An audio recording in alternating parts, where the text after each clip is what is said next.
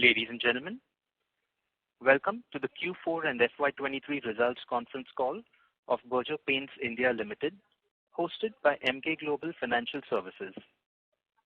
As a reminder, all participant lines will be in the listen-only mode. There will be an opportunity for you to ask questions at the end of today's presentation. Should you need assistance during the conference, please signal an operator by pressing star then 0 on your touchtone phone. Please note that this conference is being recorded. I would now like to hand the conference over to Mr. Nitin Gupta of Emkay Global Financial Services. Thank you, and over to you, sir. Thank you, Robin. Good evening, everyone. I would like to welcome the management and thank them for giving this opportunity. We have with us today Mr. Abhijit Roy, Managing Director and CEO, Mr. Kaushik Ghosh, Vice President and CFO, and Mr. Sujyoti Mukherjee, Vice President, Finance and Accounts. I shall now hand over the call to the management for the opening remarks. Over to you, gentlemen. Thank you, Nitin. Good evening, ladies and gentlemen. A warm welcome to Berger Paints India Limited earnings call for Q4 FY23 as well as for the financial year 23. As always, we have with us today Mr. Abhijit Roy, our MD and CEO, and Mr. Kaushik Ghosh, Vice President and CFO. We are really encouraged by your participation, and I would like to inform you that the management presentation on the performance has been uploaded in our website as well as in the stock exchanges. I would now like to hand over this call to Mr. Abhijit Roy for his comments on the performance. Over to Thank you, Sujyoti. Thank you, Sujyoti, and very warm welcome to all of you to this earnings call. We will begin first by looking at what we have done for the year. The company recorded a strong performance for the year. Our consolidated top line crossed 10,000 crores in this particular year in 22-23. India operations top line almost touched 10,000 crores as well. Company gained market share in 2022-23. The standalone turnover growth was 22.3%, highest in the industry, and consolidated turnover growth was 20.6%. Double-digit operating profit growth at 13.8% in the standalone and 11.7% on the consolidated business. Company added around 8,000 plus retail touchpoints in financial year 23 and installed about 5,200 color bank machines. The protective coatings business itself crossed 1,000 crore. We are a market leader and continue to remain a market leader in this segment. The non-auto industrial business also recorded market leadership with top line of above 1450 crore. All industrial business lines showed improved profitability at operating margin level. Company successfully set up its biggest manufacturing facility in Kandila, Uttar Pradesh of 33,000 metric ton capacity with an investment of 1,037 crore. We have had consistent growth over the years. If we look at this year's growth as well, volume sales growth versus 22 and 23. In 23, we had a volume sales growth of 15.5%. The decorative volume growth is in the range of 17.6%. 3 years compounded growth rate of the company per se is 16.6%. Value sales growth this year 22.3%. 3 years compounded growth rate 18.5%. This comes on the backdrop of a robust 28.6% last year as well. Over the years, if you look at the standalone performance this year, we had as I said, the value growth of 22.3%. Operating profit growth of 13.8%, EBIT 13.4%, EBT 9.7%, and PAT 10.5%. The financial results are there, similar, all the figures which are available. In terms of PBDIT growth, 13.8%, PBDIT to sales, it is at 14.2 for the year. A growth rate consolidated, 20.6% revenue growth, PBDIT 11.7%, and PAT 3.3%, brought down basically because of the Sandila investment. The depreciation and the interest cost has gone up substantially, reducing the PBT and PAT. If we look at some of the other issues in present capacity that we have, 95,000 metric ton. Biggest plant went on commercial production in February 2023 with 33,000 metric ton capacity, which will manufacture products across all categories. Presently, the capacity utilization is hovering in the range of around 40 to 50%. Some capacity additions in existing plants, but no further greenfield project is envisaged for financial year 23-24. The new plant at Panagar in West Bengal to be commissioned around March 25 to produce industrial paints and construction chemicals. Looking at the quarter 4 performance now, the volume sales growth was at 11.1% overall for the company, and for decorative it was slightly in excess of 14.5%. In case of value sales growth, we registered 13.6%. 3 years compounded volume growth at 19.4%, and 3 years compounded value growth is at 23.1%. Decorative business, as I mentioned, both double-digit volume and value growth, both in excess of 14%. Construction chemical segment also recorded a robust growth for the quarter. Several new products were launched in the quarter. In the industrial segment, we had a flattish volume or negative volume for some of these, like powder coating, but the value growth for all the industrial divisions were in excess of double digit, primarily driven by price increases. Innovations for success and new product launches, we introduced Anti-Dust Cool, and there were 3 products in the wood coatings range: Imperia Trends, Imperia BDZ, and Imperia Dura Coat. Some of these are very interesting finishes which you can possibly see if you are looking at the presentation. Interesting finishes of metallic finishes, filament finish, hammer tone finish. So these are different types of finishes which are there for decorative finishes for wood coating. Similarly, a product which got introduced called Dura Coat, again an epoxy-based product, very popular for hobbyists and small interior decorators as well. Tables, etc., which can be created with different types of designs, some of which are shown in the photograph there. Media campaign continued. We in fact spent a little bit extra money in both in digital media and television as well in this period, in quarter 4 of this year compared to quarter 4 of last year. So the spend percentage in advertising went up a little bit.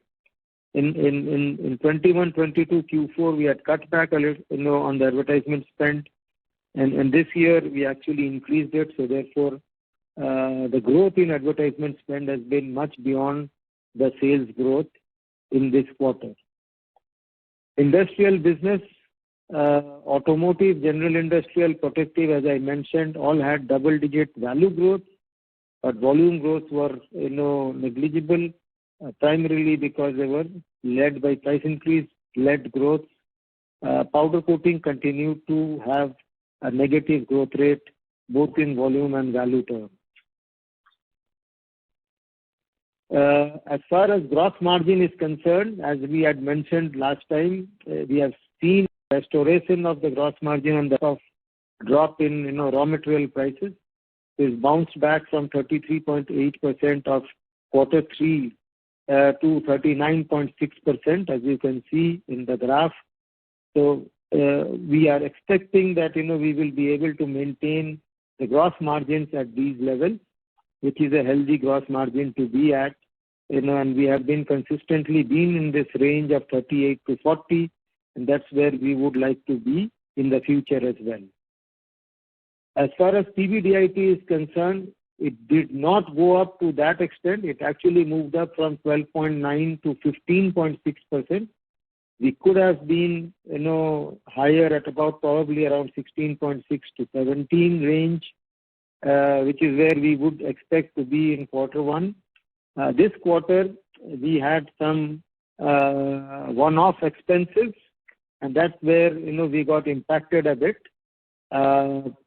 There were 3 issues. One was the overhead and pre-operating expenses in account of Sandila project, which got completed in the month of February. We started, but we had recruited from the month of November, and that expense came in, much of it, all the workers, officers, managers, and that added up to an overhead expense, which was in excess of what the normal expense is. The second part of it was, we had done some Andhra Pradesh school project, which was a big project which we had done the year before. And in that, 90% of the payment we received. 10% of the payment, it comes delayed normally because lots of formalities to be filled up before that payment is released. That was taking time, and we have provided for it therefore. And if we had not done these 2 one-off expenses, and this is an expense which we are very sure that we will get back either this quarter or the next quarter. But we wanted to be doubly safe, and therefore we have provided for it. Had we not done it, our EBITDA would have possibly been about 1% higher, which would have given us a growth rate in the range of 16-17%, which would have been a healthier growth rate. Operating margin, excluding other income, however, showed an improvement sequentially of 270 basis points. We expect gross margin to hold, as I mentioned, at the same level going forward. Operating margins are expected to improve in quarter 1 of financial year 24 itself. PAT has been lower over corresponding quarter last year on account of higher depreciation and finance cost on the Sandila project, which will be normalized in the coming quarters. The net debt situation, which had risen to about 1,000 crores in September 23, has come down to 610 crores and at the end of March. And we would expect that, we will will become net cash positive by the end of financial year 24. Company presently has the shortest receivable collection days in the industry at around 37-38 days. And if you look at the decorative, again it will be probably the lowest in the industry at about 23 days. Standalone growth for quarter 4, I have discussed already, but just to reiterate, 13.6% in terms of income growth, PBDIT growth, 9%, and then PBT and PAT at minus 3.2, primarily because of the depreciation and interest cost of the Sandila plant. Financial results over the years, income from operations has been fluctuating, from quarter 1 of financial year 22 due to COVID issues, 96%, 26, 21.2, 7.3, then again bounced back to 53.7, 22.52, and then now 13.6. Consolidated results on similar count. The consolidated result, if you observe, is lower than that of in terms of profit and also in sales growth rate, and PAT and PBT are especially lower. The PBDIT lowering is due to primarily Bolix and Nepal operations, which went negative, in this quarter. Therefore, you see a lowering from 9% to 6.4%. In case of PAT, And PBT, we had a fire in our Berger plant in the month of March. We had to provide for this of our portion of it, which is about 28 to 29 crores. As a result of that, and we have taken this provision, though we have applied for the insurance, and we are reasonably certain that we should get it in Q1 or Q2. But since it will take some time, we have provided for this, and as and when it comes back, it will be restored back into our accounts. So therefore, this is the reason why you see an extraordinary drop in PAT, and primarily because of the fire incident and the provisions made thereof. Income from operations growth trend for consolidated on similar lines as that of standalone. The performance of our consolidated company subsidiary STP Limited showed robust top line and profitability growth aided by high gross margin and reduction in overheads. This is the construction chemical company which we had acquired some time back and did very well in Q4 and also right through the year. SBL, which is Sabu Coatings Limited, had a marginal degrowth in top line for the year but showed improvement in profitability. The company's overseas subsidiaries BJ&L had a degrowth in top line and profitability on account of steep inflation and cash crunch in the economy, whereby company decided to hold back on extended credit. The outstandings were going up and we decided not to extend it anymore, and therefore we cut back on the sales a little bit and suffered because of that. Company's overseas subsidiary Bolix Poland also had a degrowth in top line and profitability on account of Ukraine war and inflationary environment. UK operations were also impacted by high inflation. It's coming back, but we have to see it's too early to call as far as Bolix is concerned. Company's joint venture Berger Nippon Paint Automotive Coatings had a very strong quarter of top line and profitability growth, aided by the growth in the automotive sector. Company's joint venture Berger Becker Coatings financial performance was negatively impacted on account of the fire and the loss in one of the factories in this quarter. An amount of about 28 odd crores was provided for the same. Claims are being processed. Strategizing for growth, we will expect to continue to grow at a good, healthy pace. Network expansion, we are already having 40,000 retailers. We plan to add 8,000 retail touchpoints in the year 23-24 as well.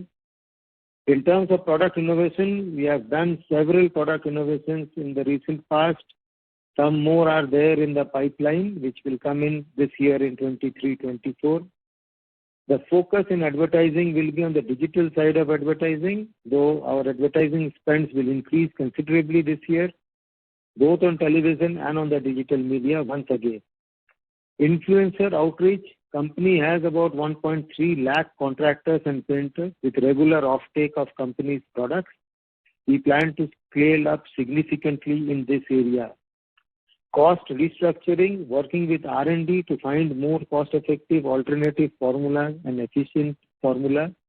Improvement in manufacturing efficiencies through automation and overhead reduction will carry on as we have been doing in the past.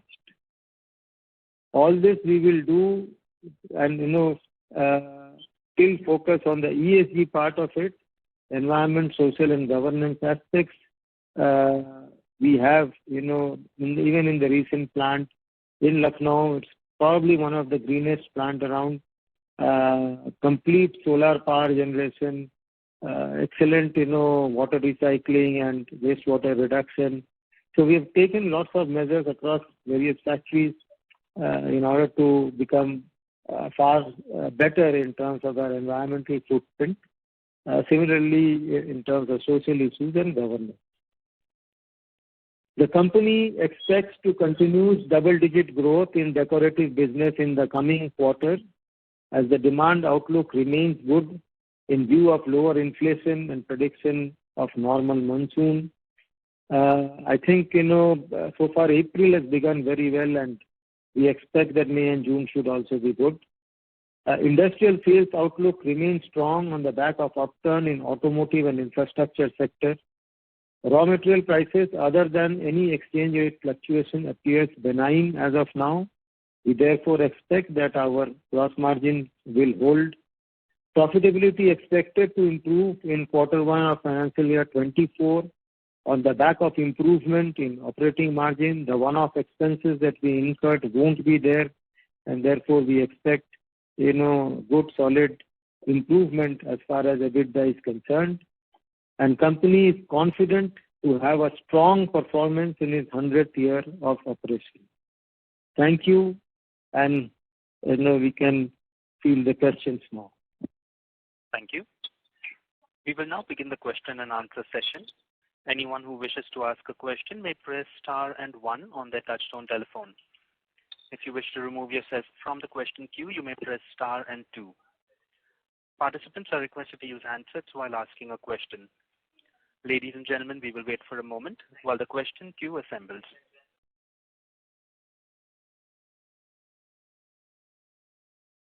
The first question is from the line of Abneesh Roy from Nuvama Institutional Equities. Please go ahead.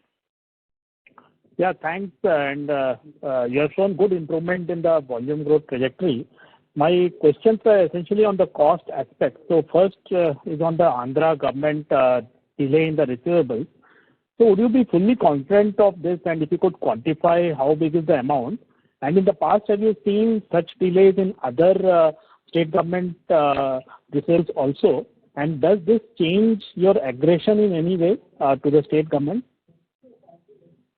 So, Avnish, yes, we are very confident of this amount that we should be getting it. Basically they have a system whereby it is automated, and this amount goes to through a portal, which is called CFMS in their terms, and once it reaches there, it gets disbursed.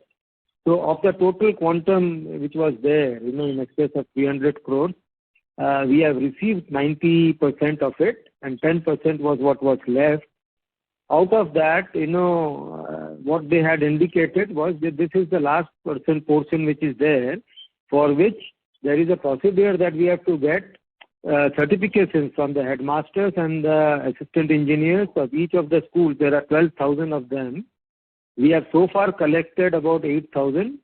So we have to collect this balance 4,000, which is taking some time because it is disbursed, and we have to contact both of these guys, and it takes some time. Once we get it, once submit this, we are 100% confident that the payment will come through. So no worries as far as this is concerned. As far as other state government, yes, we keep doing projects elsewhere, and so far there has been no such defaults from anywhere in the country. Sure, understood. My second question is on the advertising spends, which you said has gone up significantly this quarter on YOY basis. And next quarter and for the next full year also, FY24, you do expect ad spends to go up, which I understand given the gross margin expansion. If I see the market leader Q4 results also, their other expenses has gone up. So if I compare your ad expense versus pre-COVID as a percentage of sales, if you could give clarity there. I understand YOY because of the COVID, etc., wave 3, YOY it has gone up, but versus pre-COVID, where do we stand in terms of ad spend as a percentage of sales? So YOY, as you are rightly saying, it's because, we had cut back a little bit, and now, we are going back to normal spend levels. But pre-COVID, we are marginally ahead of that. We are spending a little bit extra. Especially on the digital media, there has been a substantial increase in spend there. The TV hasn't gone up so much, but the digital, there has been a massive increase. And digital increase, and is it due to any particular reason, or is it just cost optimization versus the TV media? And also other paint companies are seeing a lot of activity happening from their side on site. So is that also a meaningful expense from your side? So on the architecture side, we haven't gone up, in such an extent, but, the digital media, we are, going primarily because we see the audience, quite a lot shifting in that direction. And, we have started targeting because it also helps us to, because we don't want to scatter our money uselessly, into places where it may not be so useful for us. So, in certain states where we want to do activities on certain brands which are not that strong all India, we would prefer to go digitally there. So, there are certain brands like that where we want to advertise digitally, and that's where the spend is going up. Corresponding, a little bit of reduction might be happening on the television. Overall, therefore, compared to pre-COVID period, there has been an increase, but marginal increase on television and a much more substantial increase on digital. Sure, sir. That's all from my side. Thank you. Thank you, Amnish. Thank you. The next question is from the line of Avi Mehta from Macquarie. Please go ahead. Hi, sir. Sir, I just wanted to clarify the amount that is left from Andhra Pradesh school project is 30 crores, or what is the amount? Sorry, I missed that one in the earlier. No, so total amount that is, due is approximately 30 crores, of which, we took a hit of about, 21 crores this quarter, primarily because they have crossed 1 year period. Some of it, it's in phases. So we have done some schools which were much earlier. So that which crossed 1 year, we have taken that complete provisioning for that. Okay, perfect. That's very clear, sir. And sir, the second bit, when I look at the EBITDA margin, what you've kind of indicated, would it be fair to say that the 16.5 or 16.6 to 17%, given the input costs are also remaining benign, we should expect, or we can expect, such a performance for the year as well, obviously assuming that input costs remain at benign. Is that a fair way to look at this, or if you could help me understand that? So, I can predict for you for the first quarter, because that's more closer and we have got 1 month which has already gone past. And so therefore we can, with a reasonable degree of certainty, comment on that. If the prices remain similar, if all other conditions remain similar, then yes, of course, we are looking at that type of a EBITDA range which is there. However, if we see some activities happening which are beyond the normal, then obviously things might change. But yes, if everything remains same, that is where the range will be. And those activities will largely be input cost related, right? So that's how I should. Yes. Primarily that, unless of course, also towards the end of the year, we expect competition to come in form of, some of the players who have declared that from the fourth quarter they will jump in. So at that point of time, it might be, some sort of a skirmish in the market for a short while. So there, we don't know what will be the situation. But, otherwise, yes, this is where we will be. Perfect, sir. And sir, on this, answered the ad spend remaining ahead of pre-COVID, that was ad spend to sales, right? I just wanted to clarify that part. Yes. Both. Okay. Yeah. Both in terms of absolute and in ad spend to sales as well. And last bit, sir, if you could give us a sense on the construction chemicals business and how do you see the growth in this category? If you could give a understanding of how large is it for us right now, and whether it's only in the subsidiaries, how do you, or whether it comes in standalone. Sorry, it's a mix of too many questions, but I just wanted to understand this construction chemicals business better, sir. Right. So as far as Berger is concerned, within Berger itself, this is growing very well at a very robust pace, and it is now becoming more and more significant. We expect this, construction chemical to be around the range of 8 to 10% of the decorative business in the next 2 years. That's for sure. It looks like the way it is growing at present. In addition to that, pardon me. So sorry, go on, sir. Yeah, and in addition to this, we have, of course, our subsidiary company, which is STP, which is also in chemical space, which also is growing quite fast. So overall, it should be around the 10% range comfortably in the next 1.5 to 2 years. So sorry, just on that bit, currently what is the salience, sir? Because that will give us a sense on the growth that we are expecting. So currently, both put together, we will be somewhere around 1,000 crore. Okay, perfect, sir. I have some questions more, but I'll come back in the queue. Thank you very much, sir. Yeah.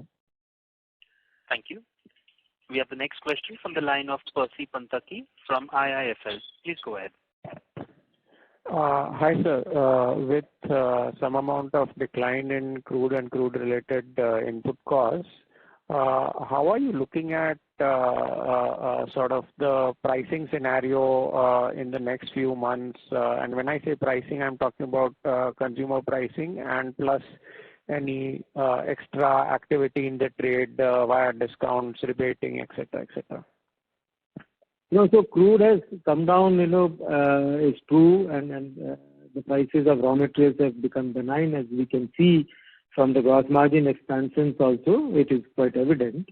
However, it's a competitive industry, and typically,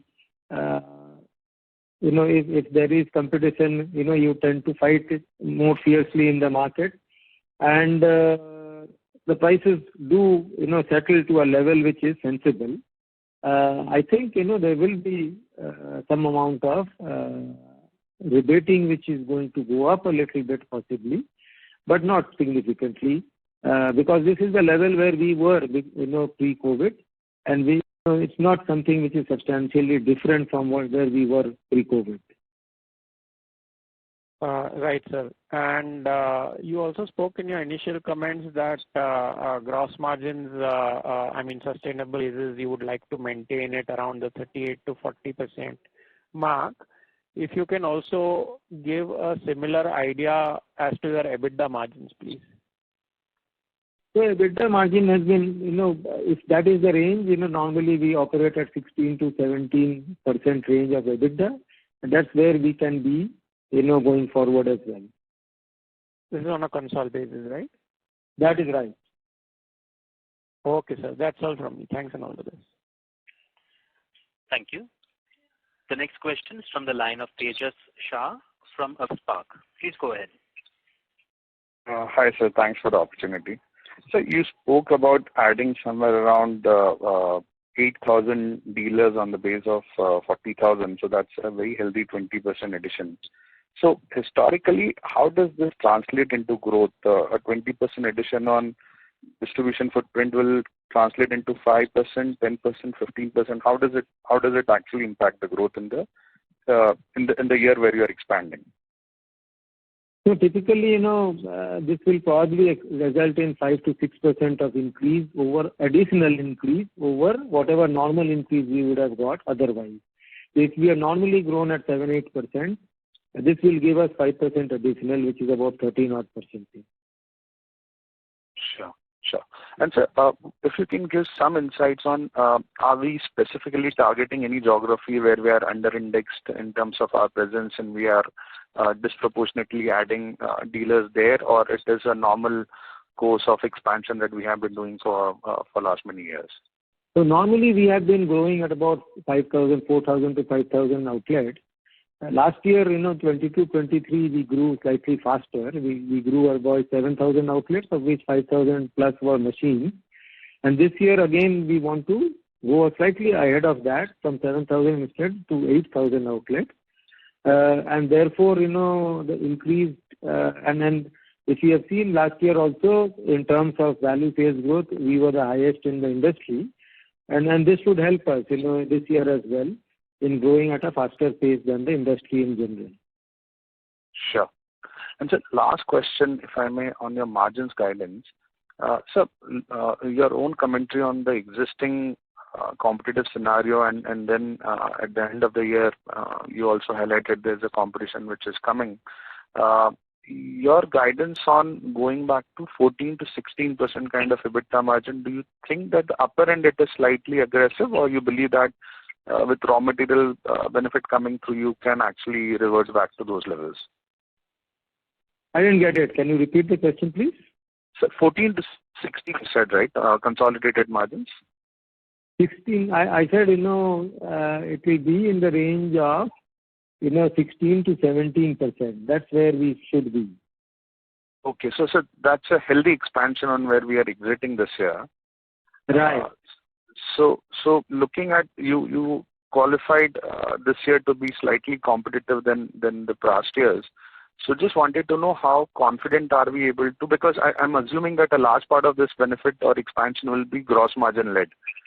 So looking at our stepped up investment on A&P commitment and then competitive landscape also, how confident are we to actually kind of revert back to those levels of margins? It's a combination of 2-3 factors. One of course is that there was this one-off expenses which were there this year, which will not be there next year. The second is that we are doing a lot of exercise on our overhead front, which we expect that will yield very positive result, and we should be able to reduce our overhead percentage to sales in at least by 0.5% is what we are looking at. This is something which is a work in progress, but we are reasonably confident that we should be able to deliver on that front. And then lastly, it is true that there will be an expansion in the margin, in the gross margin, which will happen. But the competitive spirit that we are looking at, it's not necessary that always that price will start falling and therefore it will drag down the EBITDA. That's not what we have seen so far in the industry, and we expect that trend will continue in the future as well. Very clear, sir. Thanks and all the best. Thank you. The next question is from the line of Shirish Pardeshi from Centrum Broking. Please go ahead. Yeah, hi sir. Good evening. Thanks for the opportunity. I have 3 questions. You just touched upon on the competition. Would you be able to give us some color how the competition is behaving at this time? Because what we gather from the trade is that they are expecting a very strong either improvement in terms of their profitability on the account of either dropping the prices or from the point of increasing the discounts, because the competition is really heightening at the trade. So I'm more interested in looking at what's your comment on that. No, the ground realities are slightly different. I think, in fact, the hyperactivity that we had seen about 1 year back is no longer there. It is much more, normalized. And, if this trend continues, I don't see any reason to be worried about, in terms of delivering on the EBITDA margins as well. But do you think there is a pressure from the trade that to drop the prices? I haven't seen that, because I don't think that's the scenario now. The trade seems to be, at least in the month of April, they were pretty okay. In the month of May, in the first 7-10 days, there's a bit of a slowdown, but it's picking up now again.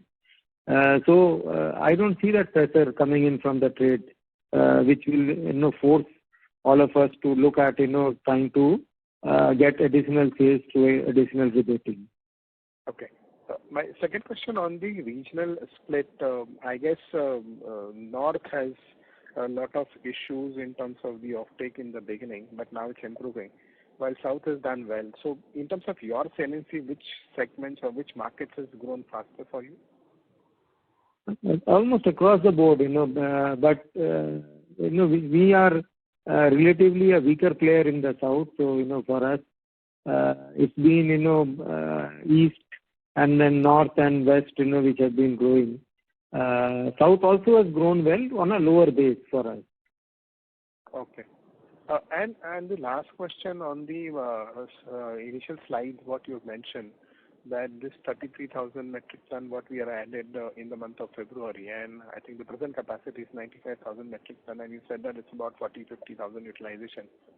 To your understanding, when does this 40-50,000 capacity utilization will happen for Sandila?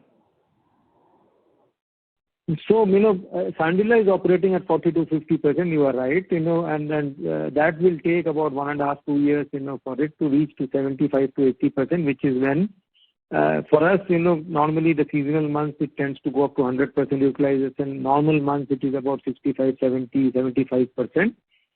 So that's a good figure to be at, So in 1.5 to 2 years time frame, we should be able to reach that level of 70-75% at Sandila as well. Meanwhile, in the next 2 years after, we will have to start looking at brownfield expansions in our existing plants and also a greenfield, possibly in the state of Orissa, which we will start setting up from 26 onwards. Okay. So just one follow-up on the account of Sandila. You said that the overheads has actually picked up your cost. But is there anything one-off which is going to come in FY24 because of Sandila plan? No, nothing more to be there. We have taken whatever had to be taken. Okay. Thank you, sir, and all the best. Thank you. Thank you. We have the next question from the line of Jay Doshi from Kotak Securities. Please go ahead. Yeah. Hi, thanks for the opportunity and congratulations on 2 consecutive quarters of market industry leading growth. I have 2 questions. The first one is just a bookkeeping question. You called out 21 crores of provisioning done on account of the Andhra Pradesh school project. But you also indicated that there was some more provisioning at subsidiary level and some one-off cost associated with the opening of the Sandila plant. Is it possible to quantify that? Essentially, just trying to understand what's the extent of impact, one-time cost as a percentage of consolidated revenues. So approximately it will be another, 8 or 9 crores, in addition to this, this Andhra Pradesh school. So approximate value will be about 28 crores, which is there, which is a one-off cost. So you can build that in as a percentage, and understand whatever it is. Second is just, could you give us some color on what is your market share, in the 4 regions, North, South, East, and West? Ballpark numbers will also be fine. Very difficult to say, we don't calculate it in that way. And I can't tell you, but I can only let you know that in the East we are, the strongest. In North also we are well placed, relatively weaker in the West and the South. And it varies from state to state, even in these areas. For example, in UP we might be, relatively much stronger, much stronger than say in Punjab or Himachal Pradesh. So it's a very broad term to use, and I don't think it makes any sense. But overall, our market share hovers between 19 to 20% in the all India scenario. In the East, obviously, therefore, it is much higher. North, will be also slightly higher than the average, and relatively weaker in the West and the South. Weaker in South, my understanding is you're strong in Kerala, and you do have presence in AP Telangana as well, right? So it's Karnataka and Tamil Nadu are the 2 markets where you have a very low market share. Also Telangana we are weak, very weak. So Andhra we are strong, and Kerala we are strong, but the other 3 states we are relatively much weaker.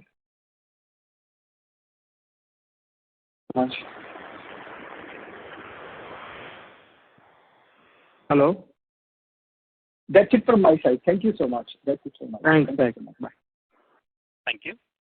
The next question is from the line of Harsh Shah from InCred Capital. Please go ahead. Yeah, hi sir. Thanks for taking my question. So you talked about improving profitability in your industrial business. So can you quantify or just give an indication as to at what level are the margins at EBITDA or PPT, whatever you're comfortable sharing? So, the industrial also, different businesses have different levels. Powder coating, which is degrowing in sales, has a very high EBITDA to sales as of now, quite close to decorative actually. As far as, protective coatings is concerned, it is below decorative, but it is improving every quarter. So the last quarter, it was in a good double digits. In case of automotive and general industries, it's, again, it started at a very low level. By the end of Q4, it was in double digits, just about. So that is how it is. So on a blended basis, would the sustainable margins for, let's say, the entire industrial, including auto and non-auto piece put together, would that be in low teens for you? For the industrial business, yes, it will be somewhere in between 12 to 14% blended, if we assume that this quarter 4 results will continue, and the decorative is much higher. Okay. Okay. Thank you so much, sir. Thank you. We have the next question from the line of Mihir P. Shah from Nomura. Please go ahead. Good evening, sir. Thank you for taking my question. So firstly, on historically, between the value growth and volume growth, there used to be a difference between the value, and so there used to be a negative mix effect historically, but we've seen over a period of time that mix kind of going away. So I just wanted to check with you, is this because in this quarter, probably is it because there is no pricing and mix has gone away, or there is still some element of pricing and an element of mix which is still leading to value and volume growth to be in the similar range? So this quarter, the price increase benefits that we were getting in the second quarter and to some extent even in the third quarter has completely vanished in quarter 4. So the volume value gap became negligible except for the positive mix change, if any, which was to happen. And when we sell this low-end emulsions, etc., those are also priced comparatively lower, and they are growing at a reasonably good pace. As a result, sometimes the volume growth might exceed the value growth if you are looking at those in that way. So that can explain the slightly higher volume growth than the value growth in this quarter. Got it, sir. And so suffice to say that, I mean, of course, this can be some seasonality effect, etc., but on a steady state basis, how should we think about the negative mix that we used to see in the earlier years? Can that settle down completely, or it'll be a quarter-to-quarter phenomenon? So it can be a quarter-to-quarter phenomenon. It depends on every quarter. Scenarios change a little bit in the paint industry. For example, in the second quarter, it will be the mix normally tends to reverse, in the negative direction because a lot of sales of distemper, primers, etc. happen in that quarter. Again, in the third quarter and the fourth quarter, it tends to pick up, especially in the third quarter in the October, November, December, Diwali period. The emulsions sale go up significantly, and that to high-end emulsions, and then you have value growth far in excess of volume. So it varies from quarter to quarter. It's very difficult to give you a generalized picture for the whole year. Got it, sir. And sir, how should one think about pricing now, given raw materials are completely back? In your view, do you think that there can be a case for price cuts in the industry? So in my current situation, I don't see that immediately what is required to be done, especially if the demand scenario is decent and good. There is no need for that at all. If the situation so arises that the demand starts faltering and we see the prices remaining benign and stable at these points or reducing further in terms of raw material prices, then maybe a price cut might be required, but not at this stage. Got it, sir. So the other question I wanted to check with you was on the product mix that you have. If you can share any broad range of your product mix between premium, mid, and mass. Where is it standing currently, and where do you see that in the next 3 odd years? Because we've seen a lot of new differentiated high-end launches that are happening. So if you can throw some light on that product mix change that you are endeavoring to do. So the growth is improving as far as the premium luxury category is concerned for us. And that continues to happen over the period of years. We have seen that improving. And then we have become in the pre-lux category, not in the luxury category. We still need to do some work on the luxury category. And I believe that there is a lot of growth opportunity in the luxury category as well, where we have a product called Long Life and the exterior category, which is doing very well. But in the silk glamour, which is, the interior luxury, that hasn't grown all that well, that we would have anticipated. So there is some space there for growth in that particular category. We are doing very well, and we are a leader in the immediately below luxury category, which is called the premium luxury category, where we have two brands, Easy Clean and Anti-Dust. Both are leaders in their own category in that particular segment. So that continues to grow very well, and we will be investing in advertisement and also in terms of other activities to grow this premium luxury and the luxury category to help premiumization of our entire product portfolio. Got it, sir. Thank you. And my last question, sir, is on the subsidiaries of Bolix. So any visibility by when do you expect an improvement in that region, sir, or when we can start seeing some growth numbers versus a degrowth and improvement in margins? Last 3 months, which is January, February, March, which gets actually consolidated with our April, May, June accounts, that has been good. But, it's very difficult to say how things will be going forward. As of now, the situation there remains tense because the war continues, and lots of refugee flow into Poland, and it creates some amount of disturbance. The inflation is at a high level. Though we manage to sell and do reasonably well, whether we will be able to continue that, that is something which I can't give visibility on. And it's difficult, but it's a small operation for us. Overall, the stakes are not so high, and so it doesn't impact us so much as far as the overall result is concerned. Thank you very much, sir. Wishing you all the very best. That's all from my side. Thank you. Thank you. Ladies and gentlemen, to ask a question, you may please press star and 1. The next question is from the line of Avi Mehta from Macquarie. Please go ahead. Hi, sir. I just wanted to check on this fans business in the powder coatings. When do you see that kind of turning around? Because it's been some time since that weakness has been continuing. That is true, and we were expecting that, it would have started setting in, and, April, May, it should have been much better. So April it did improve, to some extent, because all this, 5-star rating, etc., has settled down. And the expectation was that, it will do much better.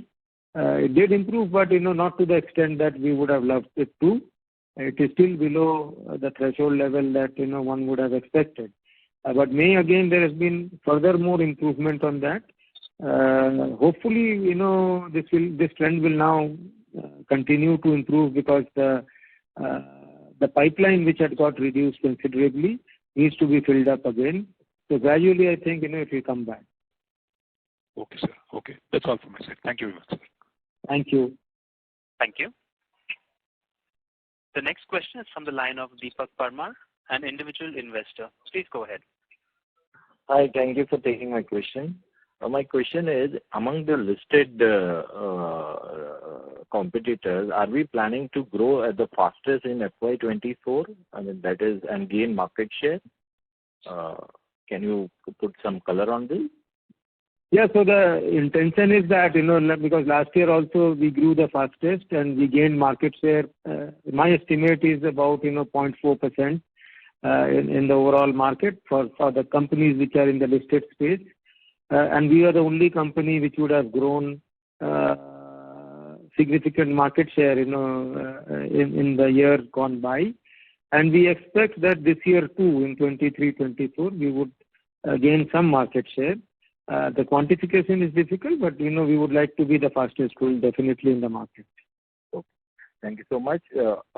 Another point is this UP plant, how is going to help in terms of improving margin? Because North is your second best market. So will it help in terms of, improving the margin, the UP plant which has come up? Yeah, so some amount of help definitely will happen. Two things which is there. One, of course, is the freight cost reduction will happen to a large extent, and the responsiveness of the company to certain changes in requirements also will be much faster. So thereby, both sales and in terms of operating margin, the freight cost reduction will help. In addition, of course, we have some tax benefits which will come in, which will kick in also. Okay. And one last question is, as you rightly said, with a lot of other competitors coming in by Q4, and Telangana, Maharashtra, and Karnataka, these are one of the biggest paint markets.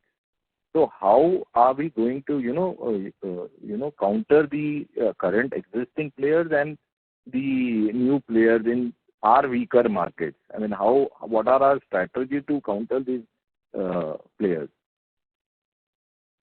So, these have been markets where we have been traditionally, on the weaker side. We have taken some initiatives which are out of the box a little bit and, attempting those things. Last year we did that and, we achieved some degree of success, I would say. But, this is something which needs to be continued this year as well. And hopefully, we will be able to grow at a reasonable pace even in these markets.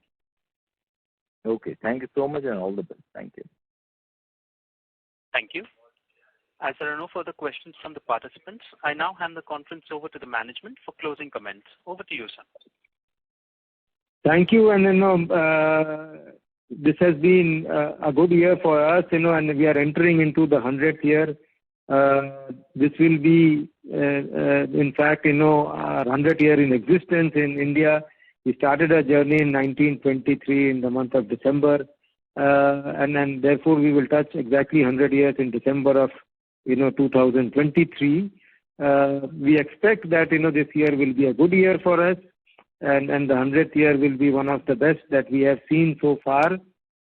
We have crossed this milestone of 10,000 crores. That gives us some wind to our journey, and we hope that the year which is ahead of us, we should be able to deliver on the promises that we have made. Thank you once again for listening to us and patiently, and hope and wish us the luck as well for the coming year. Thank you. On behalf of Emkay Global Financial Services, that concludes this conference. Thank you for joining us, and you may now disconnect your lines.